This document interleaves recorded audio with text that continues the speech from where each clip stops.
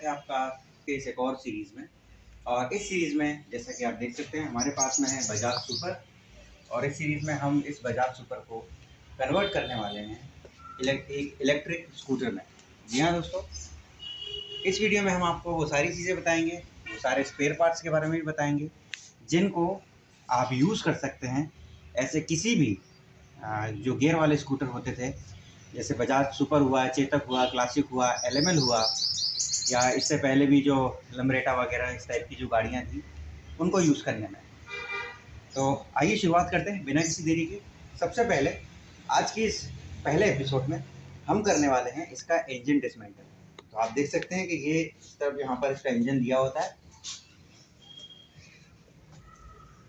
कुछ इस तरीके से इसका इंजन है और पूरा एक तरफ होता है। इसमें हमें इस इंजन को डिस्माउंट करने के लिए सबसे पहले तो इन सब चीज़ों को डिस्कनेक्ट करना होगा, जैसे ये एक्सीलेटर केबल, ये चोक की केबल, और यहाँ पर जो इसका इंजन है यहाँ पर एक शाफ्ट से कटा हुआ होता है, जुड़ा हुआ होता है।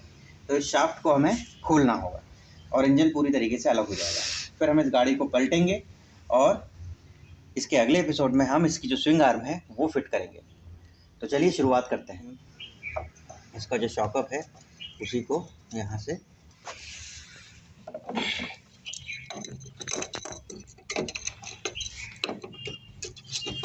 ये काफ़ी जाम है,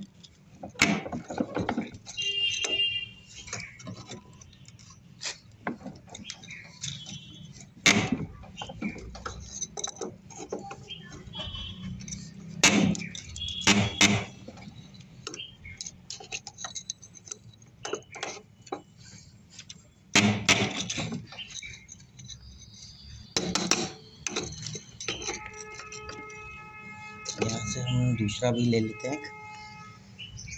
पॉज कर लो।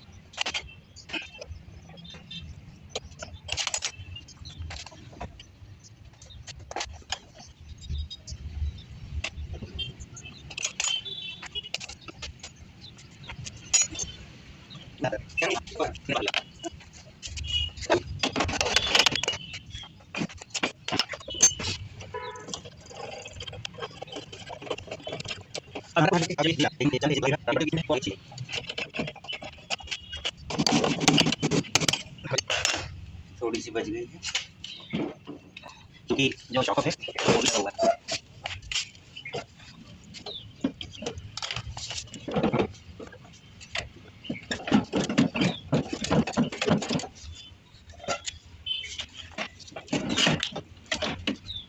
ये बार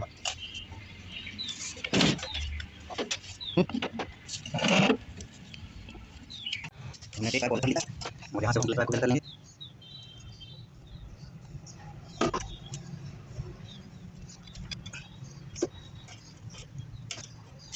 और यहाँ से बोलेंगे जो है इसका और है ये करना होगा।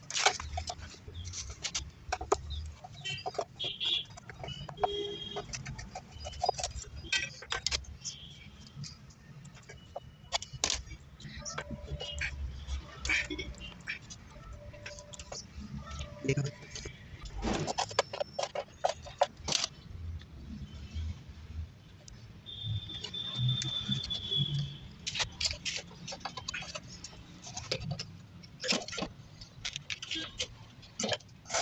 दोस्तों, ये जो बॉक्स आप देख रहे हैं इसमें हमारा पूरा मटेरियल आया हुआ है और ये हमने श्रेयान इलेक्ट्रिक व्हीकल भोपाल से परचेस किया है।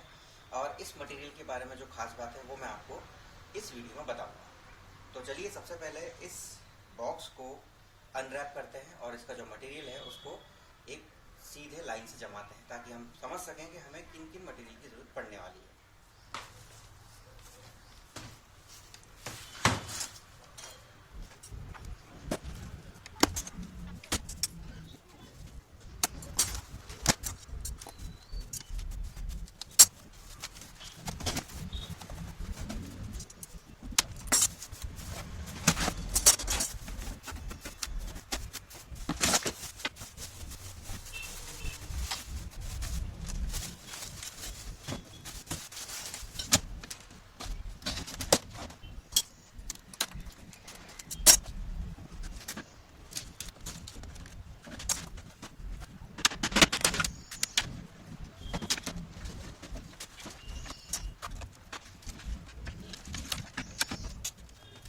तो दोस्तों फाइनली हमने जो मटेरियल था उसको अनबॉक्स कर लिया है।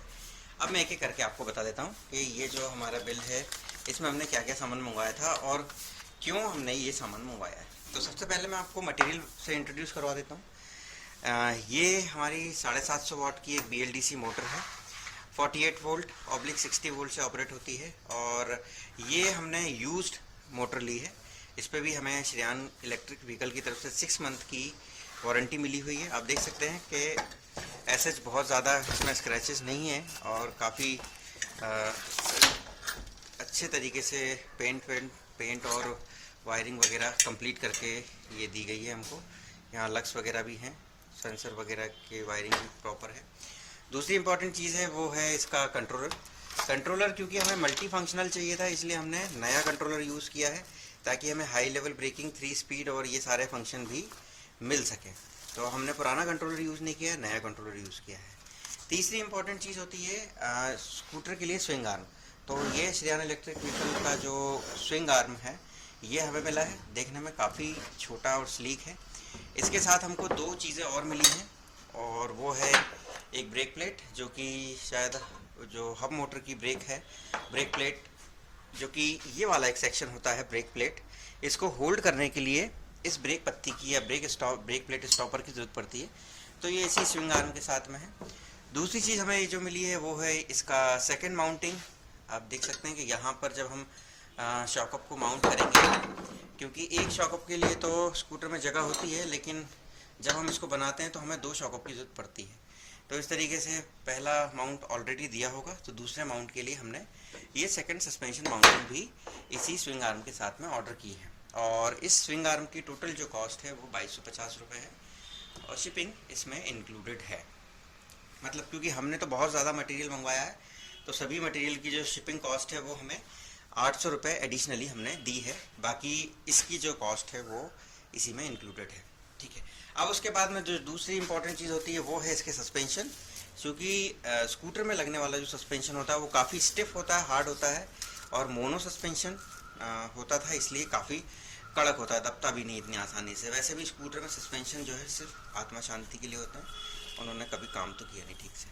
बट एनीवे, जब हम इसको इलेक्ट्रिक में कन्वर्ट करेंगे तो हमें 2 सस्पेंशन की जरूरत पड़ेगी। तो आप देख सकते हैं कि ये हमने 10 इंच से 12 इंच लेंथ के जो सस्पेंशन होते हैं वो हम यूज़ कर सकते हैं, और इस स्विंग आर्म के साथ में आप 10 या 12 इंच के सस्पेंशन ही रिकमेंड करिएगा। और उसके बाद में जो DC to DC कन्वर्टर है, गाड़ी की जितनी भी लाइट एसेसरीज, हॉर्न इंडिकेटर, जितने भी चीज़ें हैं उन सबको चलाने के लिए हमें DC to DC कन्वर्टर की ज़रूरत होती है। ये भी हमने इसी के साथ में ऑर्डर किया है। उसके साथ में 2 अच्छी क्वालिटी के ये जो हैंड वन साइड की जो ग्रिप है और दूसरा जो थ्रॉटल है वो हमने ऑर्डर किया है। और एक बैटरी लेवल इंडिकेटर भी ऑर्डर किया है, जिससे कि हम बैटरी का जो चार्ज लेवल है वो भी चेक कर सकें। तो ये LED वाला इंडिकेटर है, इसमें वोल्ट नहीं दिखते हैं, सीधे बैटरी की जो चार्जिंग है वो हमें दिखाई देती है। तो ये भी हमने अपनी किट के साथ में इंक्लूड किया है। ये पैरेलल कनेक्टर है वायर को जोड़ने के लिए। जैसे ये 3 फेस के वायर हैं, इनको आप जब कंट्रोलर से जोड़ेंगे तो अच्छे कनेक्टर की जरूरत पड़ती है। तो 3 फेस के वायर ये, और एक वायर आप माइनस का ले सकते हैं, क्योंकि प्लस के वायर के लिए हमारे पास में MCB होती है। तो पैरेलल कनेक्टर भी ज़रूरी होता है कन्वर्जन में, ताकि किसी भी तरीके के शॉर्ट सर्किट और इन सब चीज़ों से बचा जा सके। फ्यूज़ का मैं आपको बता चुका हूँ, स्विचिंग के लिए यूज़ होती है, और प्रोटेक्शन के लिए ये हमने एक 40 एम्पियर रेटिंग का एक फ्यूज़ भी यूज़ किया है। तो दोस्तों ये तो था हमारा पूरा मटेरियल जिसको कि हमने भोपाल से डायरेक्ट परचेस किया है। और अगर आप भोपाल से बाहर रहते हैं तो श्रेयान ईवीज़ की जो ऑनलाइन साइट है या ऑनलाइन डिजिटल शोरूम है वहाँ से भी आप ऑर्डर कर सकते हैं, और फ़ोन से भी आप अपने ऑर्डर प्लेस कर सकते हैं। सभी चीज़ें आपको रिकमेंडेड हैं। आप चाहें तो कंसल्टेंसी भी ले सकते हैं कि भाई हमें आपके पास में जो भी गाड़ी है उसके हिसाब से आप सवाल जवाब पूछ सकते हैं। और डिस्क्रिप्शन बॉक्स में आपको जो श्रेयान ईवीज़ की टेक्निकल टीम है उनका नंबर भी आपको मिल जाएगा। किसी भी तरीके की जानकारी या परचेसिंग से संबंधित जानकारी के लिए या ट्रेड इंक्वायरी के लिए भी आप उनको कॉल कर सकते हैं। तो ये तो था हमारा एक छोटा सा वीडियो जिसमें आज हमने आपको मटेरियल सिलेक्शन बताया। अब इसमें एक इम्पॉर्टेंट चीज़ जो बच गई है वो है बैटरी। तो दोस्तों बैटरी हमें एसएमएफ बैटरी लेना है इस टाइप की या उस टाइप की, या light weight lithium ion battery लेना है, या फिर हम किसी तीसरे ऑप्शन की तरफ जा सकते हैं, इस टाइप की कुछ लिथियम पॉलीमर आयन बैटरी। इसकी जो सस्पेंशन माउंटिंग है उसको कंप्लीट कर लेते हैं।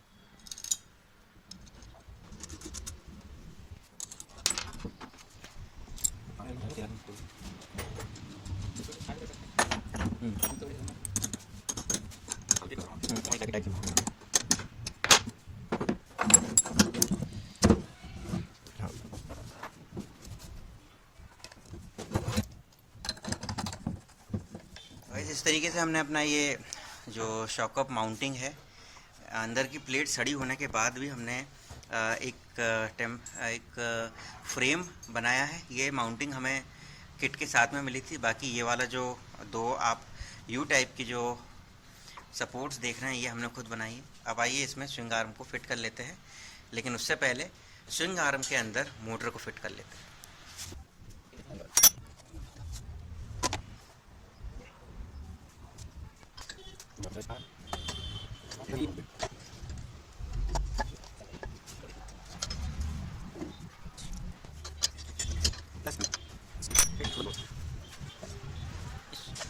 जो मोड़ है वो माउंट किया, हम इसकी क्लिप पर खोल रहे हैं और ये माउंट की मैं डाल लेते हैं।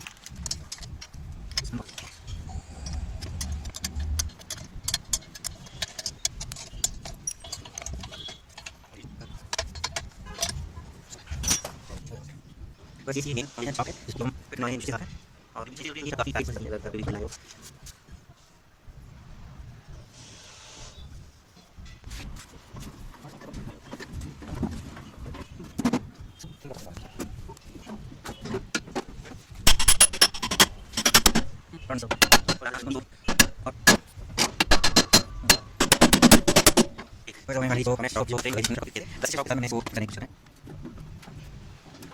फाइनली हम लोगों ने अपनी जो बजाज सुपर में जो स्विंग आर्म थी प्लस जो सस्पेंशन माउंटिंग थी उसको फिक्स कर दिया है, और साथ ही साथ हमने अपनी मोटर को भी फिक्स कर दिया है। तो आप देख सकते हैं कि बहुत बढ़िया इसमें माउंटिंग आई है और काफ़ी बैलेंस लग रही है, और जो शॉकअप की जो पोजीशन है वो भी बिल्कुल एडिक्वेट, बिल्कुल वही आई है जैसे कि एक नॉर्मल गाड़ी में होनी चाहिए।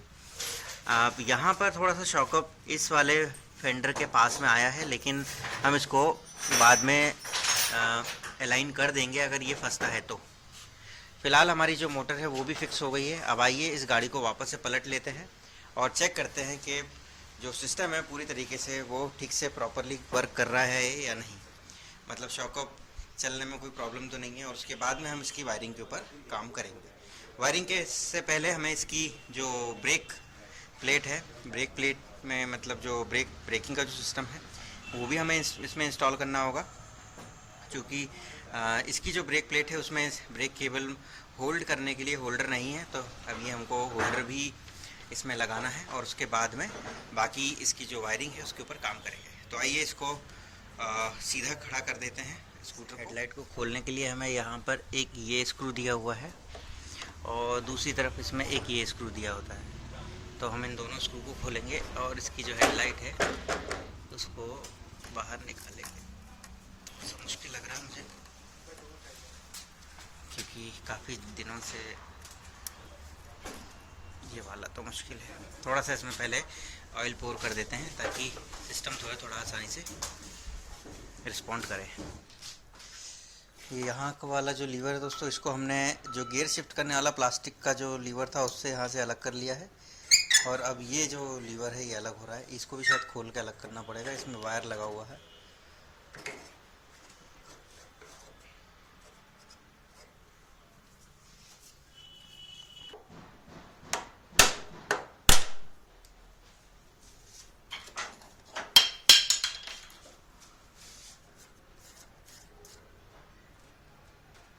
ये नट है बीच में, इसको खोल दो। चला है।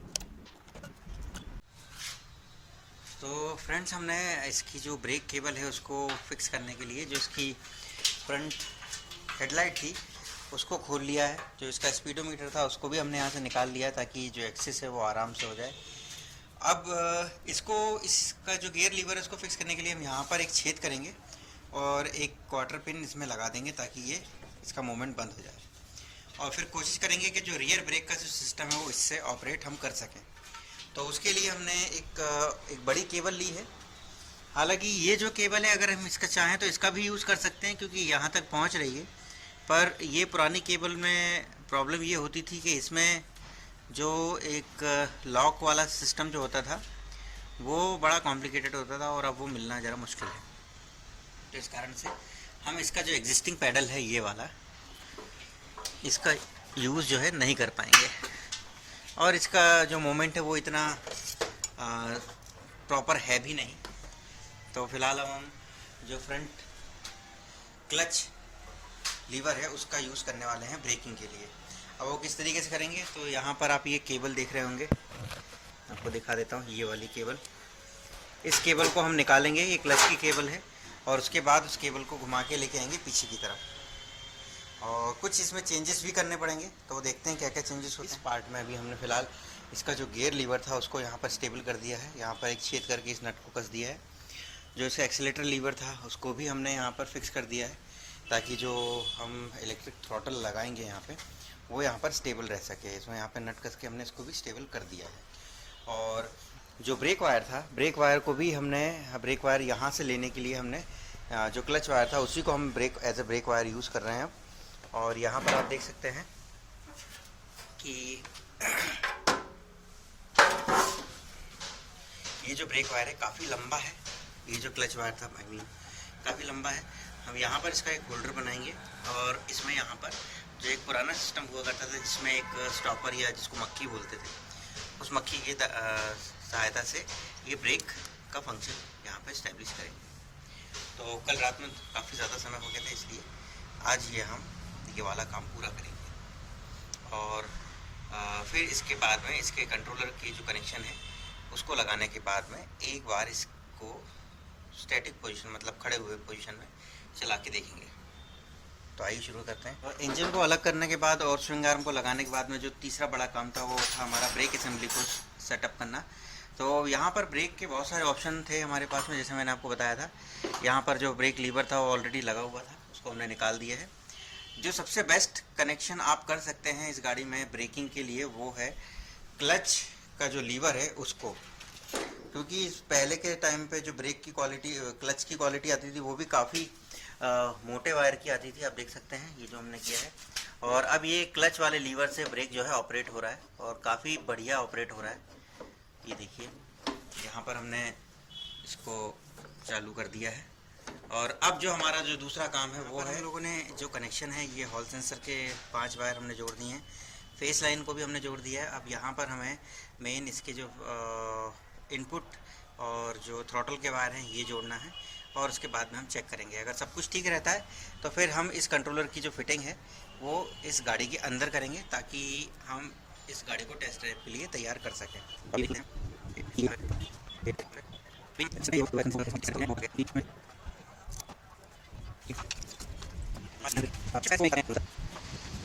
सारे कनेक्शन पूरे हो गए हैं और हमने पिछली बार जिस कंट्रोलर से टेस्ट किया था वो 120 डिग्री फेज एंगल का था।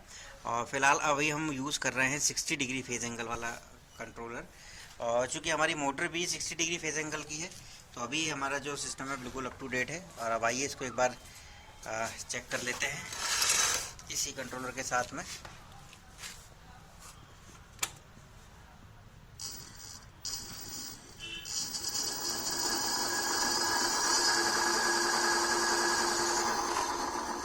गाइस इस तरीके से ये जो हमारी मोटर है इस कंट्रोलर के साथ में बढ़िया चल रही है। अब आइए इसको फाइनली इसमें फिट कर देते हैं। तो दोस्तों अभी फ़िलहाल हम लोग ये जो इसके मोटर के जो मेन फेस लाइन और हॉल सेंसर की लाइन है उसके लिए कंट्रोलर को फिक्स करने वाले हैं। और वो जो कंट्रोलर है वो लगेगा इस वाली डिग्गी में अंदर की तरफ। तो उसके लिए हम सबसे सेफ ये रहेगा कि यहाँ पर एक छेद कर लें और इन वायरों को यहीं से निकाल दें। तो आइए छेद कर लेते हैं। छेद करने के लिए हमारे पास में एक अल्टीमेट मशीन है। ऐसे डाल देना बस, ऐसे करके यूँ डाल देना बस, इसके ऊपर जब आ जाए ना छेद यहीं कर दूँ ना, ठीक है।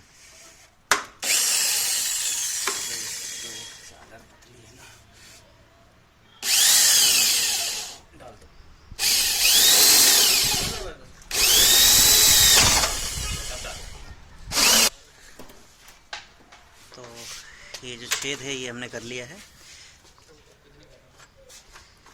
और अब हम इन वायरों को और इन हॉल सेंसर को यहाँ से आसानी से निकाल देंगे कुछ इस तरीके से, ताकि जो कंट्रोलर है वो हम उसमें फिक्स कर सकें।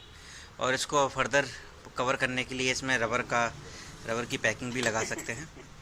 आइए अब इसमें कंट्रोलर लगाते हैं। करो खाली इसको।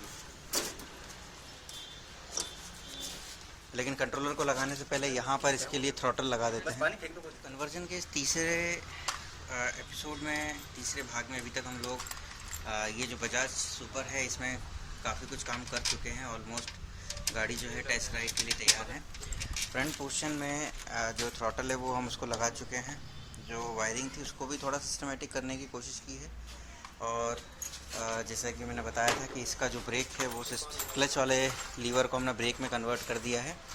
और यहाँ पर इसका जो स्विंग आर्म है वो फिट है। यहाँ इस वाले पोर्शन में हमने कंट्रोलर और पैरेलल कनेक्टर इन सभी चीज़ों को इसमें फिक्स कर दिया है। और अब फ़िलहाल हम लोग सीट के ऊपर काम कर रहे हैं ताकि एक बार इसको चला के देखा जाए। और गाड़ी वैसे चालू है। हमने की सिस्टम को यहाँ पर अलाइन किया है और आप देख सकते हैं कि जो हमारा एक्सीलेटर है वो भी काम कर रहा है और जो गाड़ी है वो भी चल रही है।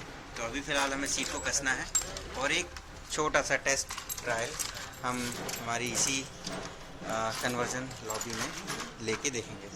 और उसके बाद में इसको फाइनल पूरी तरीके से कंप्लीट करके वायरिंग को सिस्टमेटिक करके फिर इसको एक बार सड़क पे लेके जाएंगे।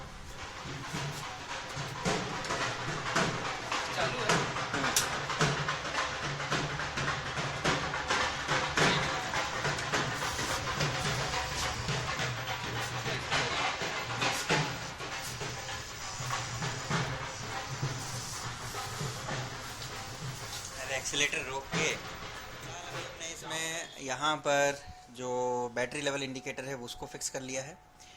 और यहाँ पर आपको एक रेडी जो लाइट होती है, रेडी टू ड्राइव, उसको कंप्लीट कर लिया है। और ये जो इसके जो पुराने स्विचेस वगैरह थे ये प्रॉपर तरीके से काम नहीं कर रहे थे, तो हमने कुछ नए स्विचेस वगैरह इसमें लगा दिए हैं। क्योंकि हम एक्चुअल शेप इसका बिगाड़ना नहीं चाह रहे थे, इसलिए हमने फ़िलहाल इन सब का यूज़ किया है। अगर यहाँ नीचे की बात करें तो लगभग सेम चीज़ें हैं। और यहाँ इस डिग्गी में आपको यहाँ पर आप देख सकते हैं कि यहाँ पर ये की स्विच ऑन ऑफ करने के लिए है, यहाँ पर लगी हुई है। और यहाँ पर अगर आप अंदर की तरफ देखें तो कंट्रोलर और डीसी टू डीसी मॉड्यूल को हमने इसमें अंदर लगा रखा है और ये पैरेलल कनेक्टर भी सामने ही है। तो जो वायरिंग सेक्शन है पूरा यहाँ पर है। और जो बैटरी है, बैटरी चूँकि हम इसमें लिथियम आयन यूज़ कर रहे हैं इसलिए हमने पेट्रोल टैंक की जगह पे, काफ़ी बड़ी जगह है और यहाँ पर अगर आप चाहें तो इसको पहले मैं सीट को निकाल देता हूँ। टेम्परेरी लॉक है ये। तो यहाँ पर अगर आप देखें तो एक काफ़ी बड़ा एक बूट स्पेस आपको मिल जाता है। और अगर आप लिथियम आयन रखना चाहें तो लिथियम आयन बहुत आसानी से इसमें आ जाएगी। मैं बताता हूँ कुछ इस तरीके से, जो हालांकि ये बहुत ही छोटे साइज़ की लिथियम आयन बैटरी है। अगर आप चाहें तो इससे बड़े साइज़ की भी लगभग 24 एच की बैटरी, लिथियम आयन बैटरी भी इसमें लगा सकते हैं। ये थोड़े से कम साइज़ की है, 15 एम्पियर के आसपास, एएच के आसपास इसकी कैपेसिटी है। और अब आप यहाँ पे देख सकते हैं कि जैसे ही हम यहाँ से ऑन करते हैं इसको, जैसे हम यहाँ से की ऑन करते हैं, यहाँ पर ये जो ओके लाइट है ये जलती है और बैटरी चूँकि हमारी डाउन है इसलिए ये 0% पे भी बता रहा है। मैं आज की इस वीडियो में हम लोग करने वाले हैं ये जो इस तरीके का ब्रेक सेंसर होता है, क्योंकि जो स्कूटर है वो काफ़ी पुरानी गाड़ी है और इसमें ब्रेक लाइट के लिए जो स्विच जो आते थे वो इतने एफिशिएंट नहीं थे, यहाँ नीचे की तरफ लगता था। पर चूँकि हमने जो ब्रेक है उसको माइग्रेट किया है क्लच लीवर पे, और इस क्लच लीवर पे ऐसा कोई स्विच आता नहीं है। हालांकि जो रियर जो फ्रंट ब्रेक है उसमें ये स्विच दिया हुआ है, तो हम फ्रंट ब्रेक का यही सेम स्विच यूज़ करने वाले हैं। और रियर ब्रेक के लिए हम इस तरीके का एक स्विच लगाएंगे यहाँ पर कुछ इस तरीके से, और इसको यहाँ पर यूँ माउंट करेंगे। और यहाँ पर एक हमें एक स्क्रू कसना होगा ताकि जब भी हम लीवर को छोड़ें कुछ इस तरीके से तो ये स्विच को ऑफ कर दे, ताकि हमारा जो कंट्रोलर है उसका जो पावर सप्लाई है ब्रेक दबाने पे वो बंद हो सके। तो आइए इसका लीवर चेंज कर देते हैं और यहाँ पर जो कॉमन ब्रेक लीवर होता है उसको बदल देते हैं और इस स्विच को इंस्टॉल करते हैं। तो दोस्तों कुछ इस तरीके से हमने ये जो स्विच है इसको यहाँ पर बॉन्ड कर दिया है। आप देख सकते हैं कि जब हम इसको ब्रेक को खींचेंगे तो ये लीवर ऑन हो जाएगा। यहाँ पर इसको एक बार मल्टीमीटर से NC और NO भी हम चेक कर लेंगे, जो नॉर्मली क्लोज और नॉर्मली ओपन रहता है। 3 वायर दिए हुए हैं, बीच वाला कॉमन है। अभी हमको या तो इन दोनों को लेना होगा या इन दोनों को लेना होगा। तो कंडीशन ये है कि जब हम ब्रेक को प्रेस करें तब सर्किट ऑन होना चाहिए, मतलब जिन 2 पिनों के बीच में शॉर्टिंग आएगी लीवर दबाने के बाद में, उन दोनों पिनों का हमें यूज़ करना है और उनको पैरेलल कनेक्टर के साथ में जॉइंट कर देना है इस येलो वायर के साथ में। ये जो येलो वायर है ये ब्रेक वायर होता है और ब्रेक वायर को ब्लैक या जो बैटरी का जो DC to DC कन्वर्टर का 12 वोल्ट होता है उसके साथ में इसको शॉर्ट करना है। तो इस तरीके से हमारा ब्रेक जो है वो काम करने लगेगा। अब आइए इसी तरीके से ये वाला जो सिस्टम है इसको भी कंप्लीट कर लेते हैं। ब्रेक लीवर लगा लेते हैं और स्विच को ऑन कर लेते हैं। हमारा जो फ्रंट ब्रेक लीवर है वो भी पूरी तरीके से काम करने लगा है और जो रियर ब्रेक लीवर है उसमें भी हमने ब्रेक सेंसर स्विच लगा लिया है। यहाँ पर आप देख सकते हैं कि जो इसका जो फ्रंट ब्रेक सेंसर है उसमें स्विच की जगह तो दी हुई थी, लेकिन बाकी जो अभी जो फ़िलहाल हमें मार्केट से जो लीवर मिला है उसमें ऐसा कुछ सिस्टम नहीं दिया हुआ था। तो फ़िलहाल हमने ऐसा किया है कि यहाँ पर हमने इस ब्रेक सेंसर स्विच को लगाया है और जैसे ही हम इसको यहाँ पर लीवर को छोड़ते हैं ये ब्रेक सेंसर को ब्रेक स्विच को प्रेस कर देता है। उसकी वजह से ये जो हमारा सिस्टम है कंट्रोलर करंट नहीं देगा और बैटरी लॉस जो है वो कंट्रोल हो पाएगा। अब आइए इसके वायरिंग करके एक बार इसकी फाइनल टेस्ट ड्राइव और जो इसमें जितने भी फंक्शन जितने भी मेजर चेंजेस हमने किए हैं उन सब के ऊपर डिस्कशन करते हैं। के अभी तक के काम में हम लोगों ने जो यहाँ पर ब्रेक सेंसर थे दोनों ब्रेक्स में ब्रेक सेंसर को इंस्टॉल कर लिया है। अब आपको करना ये है कि दोनों के जो 2 वायर निकलेंगे जिसमें कि ब्रेक दबाने पे दोनों में स्विचिंग होनी चाहिए, उन दोनों को आप यहाँ पर पैरेलल कनेक्ट कर लेंगे। पैरेलल कनेक्ट करने के बाद में उन दोनों में से किसी भी एक वायर को आपको 12 वोल्ट जो कि मॉड्यूल से निकल रहा है उससे आपको इनपुट देना है। आप देख सकते हैं कि यहाँ पर हमने एक टेस्टिंग लैम्प को रखा हुआ है और इस टेस्टिंग लैम्प का एक वायर हमने इस वायर के आउटपुट से लिया है और इनपुट के लिए रेड वायर जो कि 12 वोल्ट का है उससे हमने इसको कनेक्ट कर दिया और इसका माइनस वाला हमने जोड़ा है जो कॉमन माइनस सप्लाई है उससे। अब हम जब भी कोई सा भी ब्रेक अगर दबाते हैं आप देख सकते हैं यहाँ पर हमारे पास में ब्रेक है और जैसे ही हम इस ब्रेक को दबाएंगे तो ये स्विच ऑन होना चाहिए, बल्ब ऑन होना चाहिए, ऐसा दोनों तरफ होना चाहिए। ये देखिए। अब अगर आपकी गाड़ी में टेल लाइट वर्क कर रही है तो ठीक है, और नहीं कर रही है और आपको लाइट का सिस्टम नहीं भी करना है तो ये यहाँ से जो आउटपुट निकलेगा उस आउटपुट को देना है आपको कंट्रोलर के येलो कलर के वायर में। यूजुअली येलो कलर का जो वायर होता है ये ब्रेक सेंसर का वायर होता है। तो हम जब भी इसको कनेक्ट करेंगे ब्रेक को तो ये मोटर की जो रनिंग है उसको बंद कर देगा, कंट्रोलर पे लोड नहीं पड़ेगा ब्रेक दबाते समय। क्योंकि कई बार हमारे यहाँ ब्रेक दबाने के साथ साथ एक्सीलेटर देने की भी आदत होती है जो अधिकतर राइडर होते हैं उसमें। तो इस लॉस को प्रिवेंट करने के लिए ये कनेक्शन बहुत ज़रूरी है। तो आइए इसको एक बार ब्रेक वायर से जोड़ देते हैं और चेक करते हैं कि अब मोटर जो है ब्रेक दबाने पे ऑन तो नहीं हो रही है। का भी हमने कनेक्शन कर लिया है। अब आप देख सकते हैं कि जैसे ये मैं फ्रंट ब्रेक अगर लगाता हूँ और फिर एक्सीलेटर देता हूँ, पहले मैं एक्सीलेटर देता हूँ तो ये गाड़ी चल रही है, और फिर जब मैं ब्रेक दबा के एक्सीलेटर दूंगा तो गाड़ी नहीं चल रही है। ये आप देख सकते हैं दोनों तरफ में ऐसा ही है। अगर मैं इसको भी अगर थोड़ा सा पुश कर देता हूँ और फिर एक्सीलेटर देता हूँ तो भी गाड़ी नहीं चलेगी। ये मैंने इसको दबा के रखा हुआ है और अब मैं यहाँ एक्सीलेटर देता हूँ तो नहीं चलेगी गाड़ी। और जैसे ही हम दोनों ब्रेक को छोड़ के एक्सीलेटर देंगे तो पहिया जो है घूमने लगेगा। अब आइए इस वायरिंग को फाइनल कर देते हैं और फाइनली इस गाड़ी को एक बार चला के देखेंगे। सेंसर के कनेक्शन करने के बाद में अब आइए इसमें एक इस टाइप की ब्रेक लाइट भी लगा ही देते हैं, क्योंकि ये जो पुरानी लाइट है ये अभी रिपेयर होने की कंडीशन में नहीं है। हम खोलेंगे तो पूरी बखर जाएगी।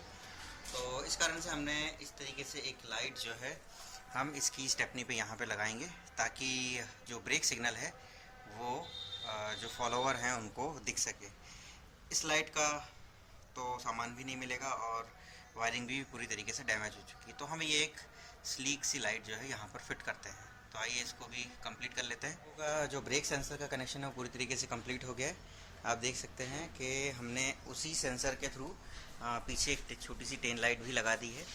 अब ब्रेक दबाइए हल्का सा।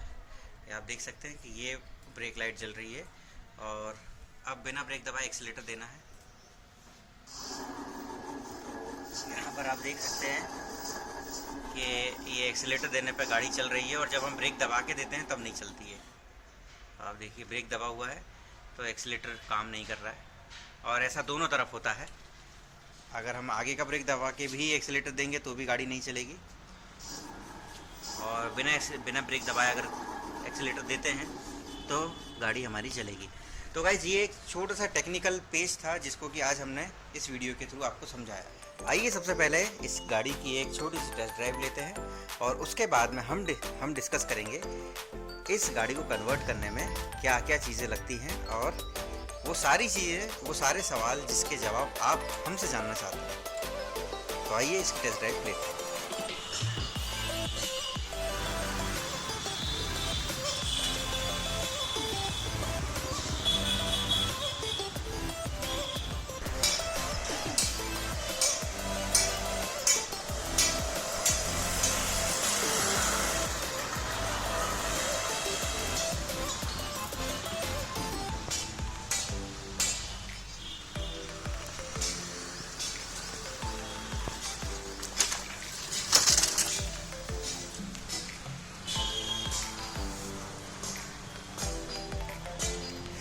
तो सर कैसा है पिकअप इसका?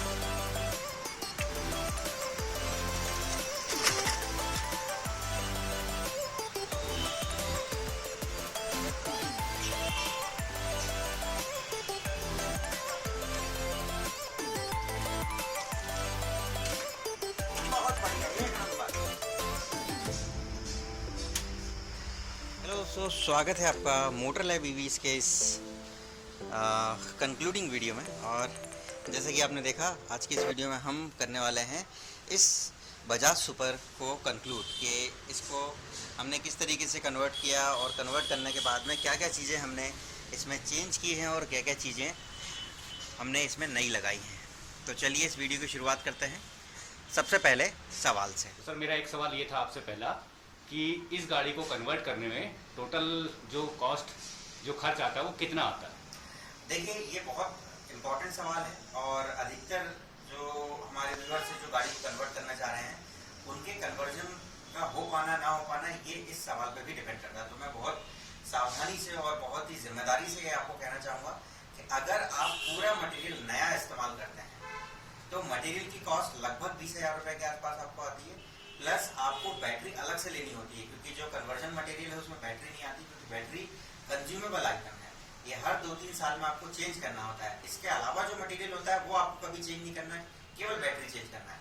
तो बैटरी को छोड़ के आपको लगभग 20,000 रुपये का खर्चा आता है, और अगर आप बैटरी भी इसमें जोड़ देते हैं तो लगभग 30 से 32,000 रुपये का खर्चा आता है। और इस खर्चे में ये गाड़ी लगभग 40 से 50 किलोमीटर एक बार चार्ज करने पे चलेगी एक व्यक्ति के साथ। मेरा दूसरा सवाल ये था कि इसमें कन्वर्जन करने के बाद में क्या क्या मेंटेनेंस निकलता है? ये भी बहुत अच्छा सवाल है अशोक जी। मैं आपसे कहूँगा कि जो मेंटेनेंस वर्क है बेसिकली आपको ये पता ही होगा, क्योंकि इलेक्ट्रिक गाड़ियों में मूविंग पार्ट्स बहुत कम होते हैं, इसलिए इरोजन, कोरोजन और जो एब्रेशन होता है ये कम होता है, इसलिए स्पेयर पार्ट्स के घिसते भी नहीं है। इसलिए मेंटेनेंस में बहुत नाममात्र का है। आपको बहुत ही लंबे समय के बाद ही अगर कभी इसके ब्रेक शू चेंज करना हो तो ये एक मेंटेनेंस वर्क निकलता है। किसी फिजिकल डैमेज या पानी के कारण से अगर कुछ फॉल्ट आ जाता है तो आपको इसमें मेंटेनेंस वर्क करवाना होता है, अदरवाइज इसमें कोई मेंटेनेंस वर्क नहीं है। आप सालों साल इन गाड़ियों को चलाते जाइए, कन्वर्ट करने के बाद में कोई मेंटेनेंस नहीं निकलेगा। केवल बैटरी एक ऐसी चीज है जिसको आपको हर एक टाइम इंटरवल के बाद में एक स्पेसिफिक टाइम, जैसे आप VRLA बैटरी लेते हैं तो उसका जो लाइफ स्पान होता है लगभग 1.5 से 2 साल होता है, तो हर 1.5 से 2 साल में आपको VRLA बैटरी चेंज करनी होगी। और इनकेस अगर आप लिथियम आयन इस्तेमाल करते हैं तो लिथियम आयन पे आपको 3 साल की वारंटी तो मिलती ही है, साथ ही साथ इसकी जो सर्विस लाइफ होती है लगभग 4 से 5 साल होती है। तो लिथियम आयन के केस में आपको 4 से 5 साल बैटरी चेंज करनी होगी। एक चीज़ और जानना चाह रहा था मैं आपसे कि ये यदि इस बैटरी को हम एक बार चार्ज करते हैं तो ये हमारी जो गाड़ी है ये कितने किलोमीटर चलेगी?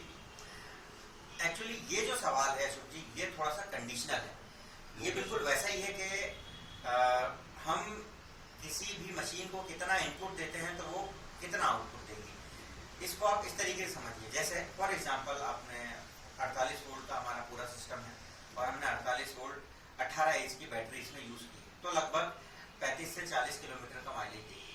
वहीं अगर आपने 18 एम्पियर की जगह 24 एम्पियर की बैटरी यूज कर ली तो ये आपको 50 से 55 तक का माइलेज दे सकती है। और इनकेस आपका 60 वोल्ट की यूनिट है, 60 वोल्ट में अगर आपने 24 एच की बैटरी यूज कर ली तो 55 से 60 किलोमीटर का माइलेज मिलेगा। और ये सब VRLA बैटरी के साथ में, लिथियम आयन बैटरी के साथ में वजन कम हो जाता है, इसलिए इसका परफॉर्मेंस भी बढ़ता है और जो माइलेज है वो भी बढ़ता है। अगर आप लिथियम आयन बैटरी के साथ में 48 वोल्ट 24 एम्पियर की बैटरी लेते हैं लिथियम आयन, तो वजन कम होगा, उस कारण से ये आपको लगभग 50 से 55 किलोमीटर का माइलेज दे सकती है। मेरा एक आखिरी सवाल था आपसे कि यदि ये किट मैं आपसे मंगवाता हूँ तो मैं तो इस फील्ड का नॉलेजेबल आदमी हूँ नहीं, मैं फिट नहीं कर पाऊँगा इसको, या आपका वीडियो देख के कर भी लूँ मैं तो वो ठीक है, बट मगर यदि मैं किसी और मैकेनिक जो दूसरी गाड़ियों के मैकेनिक होते हैं यदि मैं उनसे करवाना चाहूँ तो वो इसका फिटिंग जो असेंबली है वो कर सकते हैं क्या? ये भी बहुत ही बढ़िया सवाल है अशोक जी। मुझे ऐसा लगता है कि कोई भी ऐसा व्यक्ति जिसको मैकेनिक्स में थोड़ा सा इंटरेस्ट है और जो पेचकस पाने बहुत अच्छे से पकड़ना जानता है, हमारी ट्यूटोरियल वीडियो देख के बहुत आसानी से इस कन्वर्जन को कर सकते हैं। उसके बाद भी अगर कोई प्रॉब्लम आती है तो हम श्रेयान इलेक्ट्रिक व्हीकल का जो हेल्पलाइन नंबर है उस पर आप सलाह मशवरा ले सकते हैं। और मुझे ऐसा लगता है कि ये जो DIY किट श्रेयान EVs की जो ऑनलाइन स्टोर है वहाँ पर अवेलेबल है, ये लोगों को खुद ही लेना चाहिए और खुद ही नए नए काम ये जो DIY किट है उस पर उसके साथ में करना चाहिए, क्योंकि जितना भी मटेरियल है वो इसमें रेडी टू यूज मटेरियल है। आपको अलग से कहीं कुछ नहीं करवाना, सब कुछ आपको बना बनाया मिलेगा। बस आपको थोड़ी सी हिम्मत दिखाना है और थोड़ा सा पैसा भी खर्च करना है ऑफकोर्स। और आपकी जो पुरानी गाड़ी है, जो हो सकता है आपके घर में किसी की निशानी हो, आपके घर की पहली गाड़ी हो, आप उसको इलेक्ट्रिक में कन्वर्ट कर सकते हैं। और इसमें एक चीज और मैं आपको बताना चाहूँगा, ऐसी गाड़ियाँ जो 15 साल से ज़्यादा पुरानी हो चुकी हैं, जिनका रजिस्ट्रेशन नंबर एक्सपायर हो चुका है, उसमें भी अगर आप इस टाइप की रेट्रो फिटिंग वाली जो किट है वो इंस्टॉल करते हैं और उनमें मोटर की रेटिंग 250 वाट से 250 वाट तक है और उनकी स्पीड 25 किलोमीटर पर आवर तक है, तो इसमें आपको री रजिस्ट्रेशन कराने की भी जरूरत नहीं पड़ेगी। बस आपको ये करना है कि आपको अपनी गाड़ी का जो चेसिस नंबर है, जिसको फ्रेम नंबर बोलते हैं, फ्रेम नंबर प्लस आपका जो आरसी कार्ड है, वो आपको अपने जो लोकल आरटीओ वहां पर जाके अपना नंबर सरेंडर कर देना है, ताकि ये जो नंबर है आपकी गाड़ी से हट जाए। और फिर नंबर और चेसिस, आपकी गाड़ी का जो आरसी नंबर है प्लस जो चेसिस नंबर है, उसको हटने के बाद में ये गाड़ी केवल स्क्रैप पीस रह जाएगी और स्क्रैप पीस को आप इस तरीके से कन्वर्ट कर सकते हैं। फिर आपको इसमें लाइसेंस और नंबर प्लेट की जरूरत नहीं पड़ेगी। ठीक है सर, तो फिर मैं आपके कहे अनुसार एक बार कोशिश जरूर करके देखूंगा इसको इंस्टॉल करने की पहले तो खुद, यदि नहीं होगा तो फिर किसी मैकेनिक की सहायता लूँगा। वैसे मुझे लगता है कि जिस हिसाब से आपने बताया है, तो मुझे नहीं लगता कि इसमें कोई ज़्यादा प्रॉब्लम आएगी मेरे को इंस्टॉलेशन में। जी, आपने बिल्कुल सही कहा अशोक जी, और मेरी तरफ से आपको शुभकामनाएं, और शुभकामनाएं उन सभी लोगों को जो भारत के हर कोने में कहीं ना कहीं पेट्रोल गाड़ियों की इस लड़ाई में हमारे साथ में हैं और उनको इलेक्ट्रिक में कन्वर्ट करना है। उन सबको भी मैं शुभकामनाएं देना चाहूँगा और ये आश्वस्त करना चाहूँगा कि आप जब भी अपनी पेट्रोल गाड़ी को इलेक्ट्रिक में कन्वर्ट करें, आप बेझिझक हमसे सवाल जवाब कर सकते हैं। ज़रूरी नहीं है कि आप हमसे मटेरियल लें या श्रेयान इलेक्ट्रिक व्हीकल से मटेरियल लें या ना लें। आप अगर फोन करेंगे तो हमारी टेक्निकल टीम आपकी मदद ज़रूर करेगी, क्योंकि ये एक मिशन है जो हमने सोचा है, एक रेवोल्यूशन है जो हम चाहते हैं कि पूरे देश में आना चाहिए। तो सभी को शुभकामनाएं।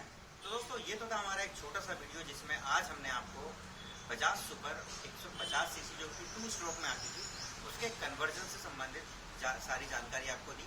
साथ ही साथ हमने इसकी एक छोटी सी टेस्ट ड्राइव भी ली कन्वर्ट होने के बाद में। मैं उम्मीद करता हूँ ये छोटा सा वीडियो आपको पसंद आया होगा।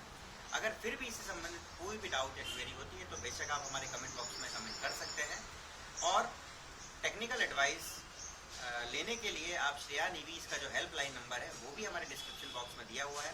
आप उस नंबर पर भी कांटेक्ट करके सारी डिटेल और स्पेयर पार्ट से संबंधित अगर आप जानकारी चाहते हैं तो वो भी आपको मिल जाएगी। तो बने रहिए हमारे साथ में और करते रहिए कन्वर्जन ईवीज का। For more updates, subscribe to our channel, click the show links and enjoy watching the videos.